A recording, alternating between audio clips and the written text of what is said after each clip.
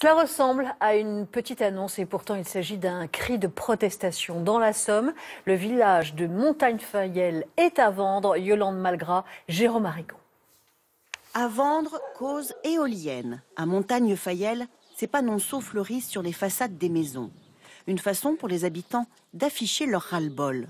L'extrême proximité des éoliennes, à 600 mètres des riverains, provoque depuis 2 ans des nuisances parfois inattendues. On ne peut pas utiliser à 100% les outils qu'on possède avec une nouvelle technologie à cause des champs magnétiques ou la rotation des pannes. Et c'est un sujet actuellement que les constructeurs découvrent, que nous découvrons, et il n'y a aucune solution apportée.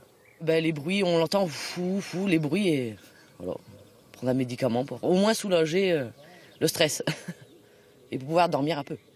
J'ai une grande véranda, il y a une caisse ça fait caisse de résonance et il est impossible de se parler d'un mètre en face de son voisin. Autour du village, les projets et les parcs éoliens se multiplient. 50 mâts déjà implantés dans un rayon de 7 km autour de Montagne-Fayel et une soixantaine en prévision. Le maire, lui, ne comprend pas cette levée de bouclier.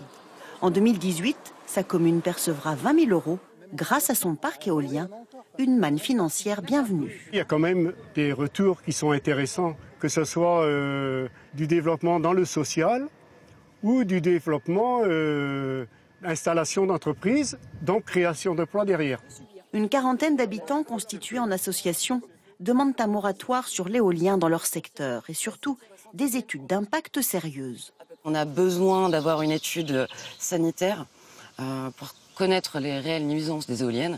On a besoin d'une étude écologique globale parce que ça fait très longtemps que ça n'a quasiment jamais été fait en fait sur ce qui se passe en ce moment. Et on a dans la Somme quand même 10% de l'éolien de la France. Les habitants de Montagne-Fayel associés à une manifestation contre l'éolien terrestre et maritime entre le Tréport et Mers-les-Bains.